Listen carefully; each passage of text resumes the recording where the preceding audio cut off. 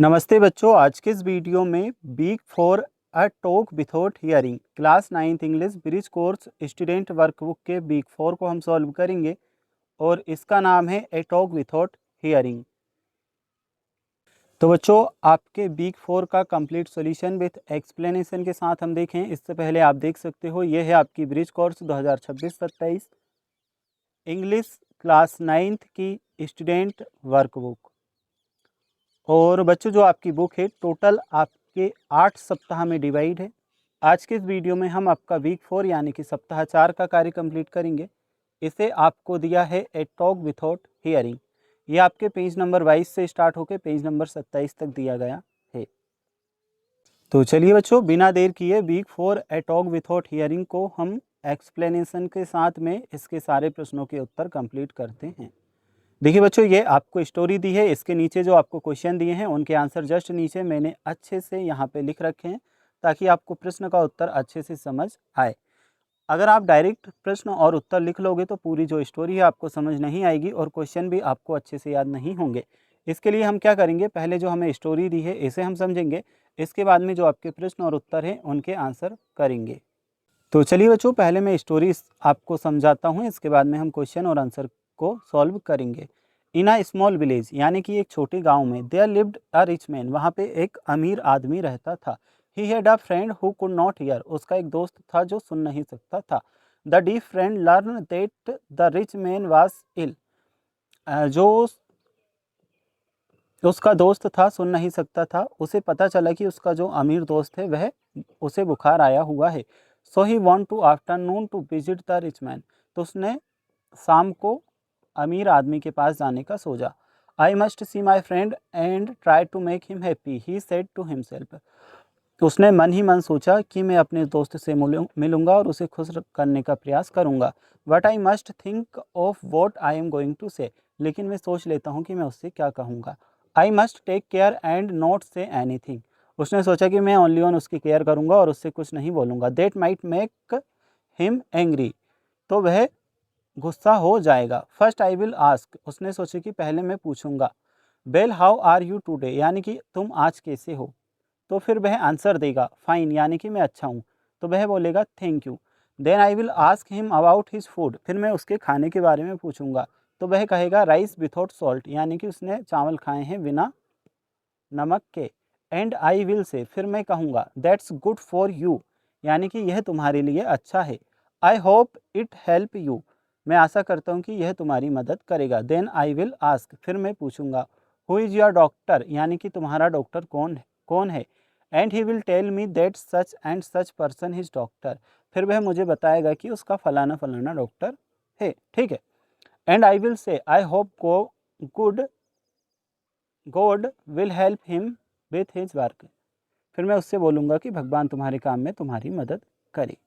अब नीचे यहाँ पे the deaf man then reach the rich man's house, जो बहरा आदमी था वह अमीर आदमी के घर पहुँच जाता है। दोनों आपस में दोस्त थे, बहरा आदमी और अमीर आदमी।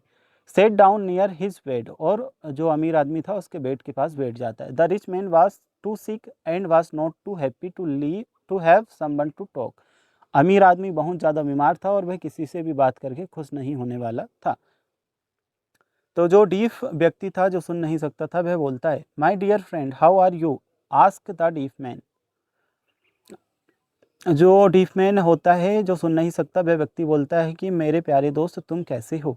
तो वह बोलता है I travelled with a wet fever, answer the rich man, I can not sleep at night, यानी कि मुझे बहुत बुखार आया हुआ है और मैं बिस्तर से उठ भी नहीं पा रहा और मुझे रात को नींद भी नहीं आती। The deaf man smile and said, जो बहरा व्यक्ति था वह स्माइल करता है और बोलता है very good, I hope God will keep you this वे, यानी कि बहुत अच्छे, मैं आशा करता हूँ कि भगवान तुम्हें इसी तरह रखे।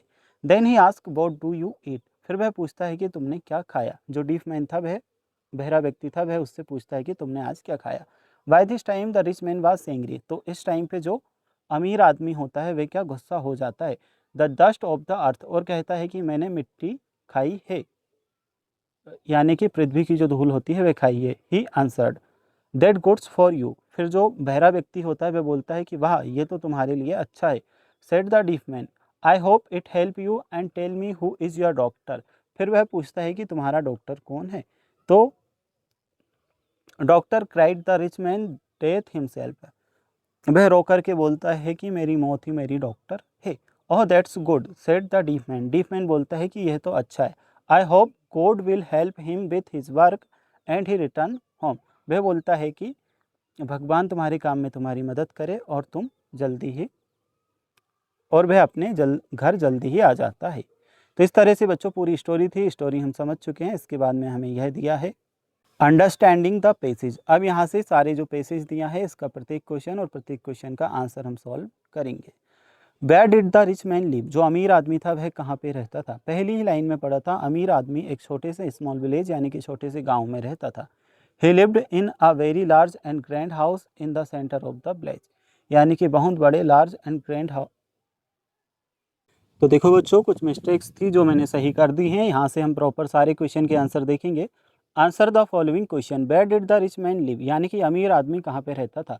पहली लाइन में हमने पढ़ा था कि अमीर जो आदमी था छोटे से गांव में रहता था।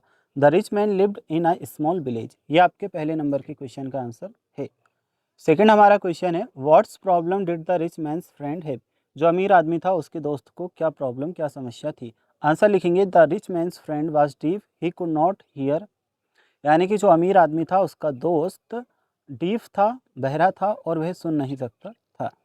नेक्स्ट है why did the rich mains become angry, जो अमीर आदमी था वह क्यों गुस्सा हुआ। आंसर में हमने लिखा है the rich man become angry because the deaf man said that his doctor was death itself. The rich man become angry, जो अमीर आदमी था वह गुस्सा हुआ क्योंकि द डीफ मैन सेड, क्योंकि जो बहरा व्यक्ति था उसने बोला that his doctor was death itself. ठीक है, अब है हमारा next question, who did the rich man say was his doctor. The rich man said that death itself was his doctor. ठीक है, अमीर आदमी ने कहा कि मौत ही उसका डॉक्टर है, यह हमारा आंसर है। How did the deaf man respond to the rich man's complaint about his bad behaviour. Answer हम लिखेंगे the deaf man smiled and said very good I hope God will keep you this वे।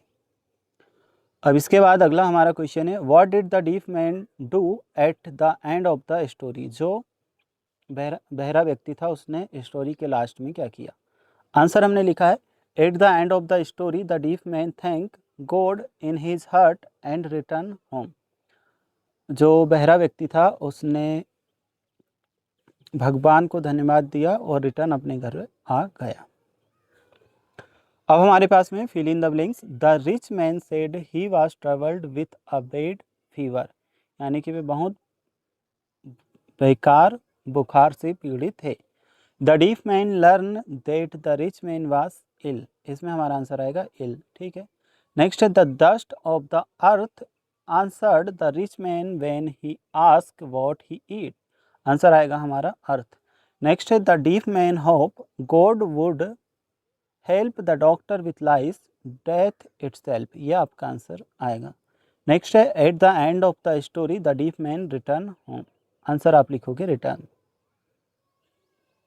ये हमने complete किए। इसके बाद हमारे आ जाते हैं match the words with its meaning, meaning के साथ में वर्ड्स को मैच करना है। फीवर को आप मैच करेंगे सी वाले से ए हाई बॉडी टेम्परेचर। एंग्री यानी कि गुस्सा होना, इसे हम मैच करेंगे टू बिकम एनोएड। नेक्स्ट है हमारा अर्थ, द ग्राउंड ऑफ और सॉइल, इससे हम मैच करेंगे। अगला है doctor, a person who treats sick people, बुखार से पीड़ित व्यक्तियों का इलाज करने वाले को हम डॉक्टर कहते हैं। तो ये हमारा कंप्लीट। अब है read the following statement and right true और फॉल्स फॉर ईच, इनके लिए हमें ट्रू फॉल्स लिखने हैं। The rich mains friends could not here, जो अमीर आदमी था उसका दोस्त नहीं सुन सकता था, तो ये हमारा ट्रू है। The deaf man wanted to make the rich man's angry, जो बहरा व्यक्ति था वह अमीर आदमी को गुस्सा करना चाहता था, तो नहीं करना चाहता था, इसलिए फॉल्स आएगा। The rich man was happy to talk to someone, जो अमीर आदमी था वह किसी से बात करके अच्छा महसूस करता, तो ये फॉल्स आएगा क्योंकि उसे बुखार आया हुआ था, वह किसी से भी बातें नहीं करना चाहता था, इसलिए इसमें हमारा है false. The deaf man answer correctly to everything the rich man said, ये हमारा आएगा फॉल्स। अगला है the rich man said his doctor was death himself, ये आपका आएगा बच्चों ट्रू। अब है change the gender of the following words in the picture, ये जो हमें पिक्चर दी है इसमें हमें जेंडर्स चेंज करनी है। जैसे कि क्वीन का आएगा किंग, नेक्स्ट हमें दिया डॉटर का सन, ब्रदर का सिस्टर, एक्टर का एक्ट्रेस, गॉड का होगा गॉडेस। ये हमारा कंप्लीट। अब हम देखेंगे लेट्स राइट, यहाँ पर आपकी ग्रामर से कुछ क्वेश्चंस आ जाते हैं। Message writing, you called your friend Rita, आप अपने फ्रेंड रीता को बोलोगे, but her mother said she is out at tuition, आप अपनी फ्रेंड रीता को कॉल करते हो, उसकी माता जी कहती है कि वो ट्यूशन के लिए गई है। Leave a message informing her that, तो आपको एक मैसेज प्रिपेयर करना है ताकि आप उसके लिए छोड़ सको। तो यहाँ पे हमने मैसेज प्रिपेयर किया है, right a message in the box, ये टाइम हमने डाला है, यहाँ पर डेट हमने डाली है, रीता नाम लिखा है, कौन भेज रहा है उसका नाम लिखा है Anjali. Hi Rita, sorry I missed your call, यानी कि सॉरी मैंने आपकी जो कॉल है वह मिस की। Your mother said you are out of at tuition, तुम्हारी माताजी ने कहा कि तुम ट्यूशन के लिए निकल गई हो। I am leaving this message for you, यह मैसेज मैं तुम्हारे लिए छोड़ रही हूँ। Our science project meeting is postpone to Friday, यानी कि अपनी जो साइंस की प्रोजेक्ट मीटिंग है वह पोस्टपोन हो गई है फ्राइडे को, एट 4 PM 4 बजे। And everyone must bring their material, see you then, नीचे आएगा अंजलि आपका साइन। तो ये आपका कंप्लीट। अब हम देखते हैं एक और जो आपको दिया है, you have join your new school today, write 5-6 line introducing your self to your new classmates, आपने एक न्यू स्कूल ज्वाइन किया है, आपको 5 से 6 लाइन लिखनी है, इंट्रोड्यूस करना है अपने आप को अपने न्यू क्लासमेट्स के सामने। तो बच्चों आप इसे अपने अकॉर्डिंग भी लिख सकते हो, इसमें नाम वगैरह आप अपना डाल सकते हो, जैसे कि hello everyone my name is Rahul Sharma, आप अपना नाम डाल सकते हो। And I have recently joined this school, I am very happy and excited to be here, my family moved to his city from New Delhi last month, in my free time I love playing cricket and sketching, I hope to make good friends with all of sketching, I hope to make good friends with all of you, it's a pleasure to meet you. Match the words written in the column A with their opposite in column B. One has been done for you. इन्हें हमें match करना है column A को column B से, ठीक है। तो ये यहाँ पर हमने मैच किया है। देखिए ये हम चाहते तो डायरेक्ट मैच कर देते, पहले मैं डायरेक्ट आपको मैच करके बता देता हूँ। हेवी मतलब भारी, लाइट मतलब हल्का, किंग मतलब आपका राजा होता है, तो हम इसका बेगर यानी कि भिखारी से मैच करेंगे। नेक्स्ट हमारा एम्प्टी मतलब खाली होता है, तो इसे हम मैच करेंगे किससे, फुल से, फुल यानी कि भरा हुआ। नेक्स्ट है कॉस्टली, कॉस्टली को हम मैच करेंगे, कॉस्टली मतलब कीमती, चीप मतलब सस्ता, हाई मतलब ऊंचा और लो मतलब नीचा। नेक्स्ट है हमारे पास रिच, रिच मतलब अमीर और पुअर मतलब गरीब। ब्राइट मतलब चमकीला, डल मतलब आपका होता है मंद। फिर है हॉट, हॉट मतलब आपका होता है गर्म, तो इसे हम मैच करेंगे कोल्ड, कोल्ड मतलब ठंडा। नेक्स्ट है हमारे पास थिन मतलब होता है पतला, तो इसे हम मैच करेंगे किससे, फेट, फेट यानी कि मोटा। फिर हमारे पास नाइट, नाइट को हम मैच करेंगे डे से। तो इस तरह से हमारे ये मैच हो जाएंगे। अगर आप नीचे देखना चाहो तो मैंने नीचे लिख भी दिए हैं, यहाँ पर आप इस तरह से लिख भी सकते हो। किंग का वेगर, एम्प्टी का फुल, कॉस्टली का चीप, हाई का लो, रिच का पुअर, ब्राइट का डल, हॉट का कोल्ड, थिन का फेट, नाइट का डे, ठीक है। इसके बाद है rearrange the words to make meaningful sentence and use capital letter where every necessary, इसे हमें रीअरेंज करना था, शब्द आगे पीछे दिए थे, करेक्ट वे में जमाने थे। तो यहाँ पर देखिए garden the little the in the girls is, ये दिया था, इसका सही होगा the little girls is in the garden. फिर हमारा सेकंड है इंदौर इन लिव्ड विनोद, इसका सही बनेगा Vinod lived in Indore. Next है the computer is working on my never, इसका सही बनेगा my never is working on the computer. अगला है the she morning in yoga does, इसका करेक्ट होगा she does yoga in the morning. अगला है to want travel I the world around, इसका सही बनेगा I want to travel around the world. Solve the puzzle with the help of the clues given, यहाँ पे कुछ क्लूज हमें दिए हैं, इनके अकॉर्डिंग हमें पजल को सॉल्व करना है। तो यहाँ पे जो जो चीज़ें हमने लिखी हैं इस पजल में वही आप फिल करोगे, ठीक है। जिस तरह से मैंने की है, जिस तरह से मैंने शब्द बनाए हैं, इसी तरह से आपको इस पजल को सॉल्व करना है और वर्ड्स को बनाने हैं। तो ये आपका कंप्लीट वीक 4 आपका कंप्लीट हो चुका है। टोटल इतने ही प्रश्न दिए थे, सारे प्रश्नों को हम सॉल्व कर चुके हैं। अगर आपको किसी और सप्ताह का कार्य या किसी और सब्जेक्ट का सॉल्यूशन देखना है, आप हमारे चैनल पर जाइए, प्लेलिस्ट में जाइए, वहाँ पर आपको सारे चैप्टर का कंप्लीट सॉल्यूशन देखने को मिल जाएगा ब्रिज कोर्स 9th क्लास के लिए।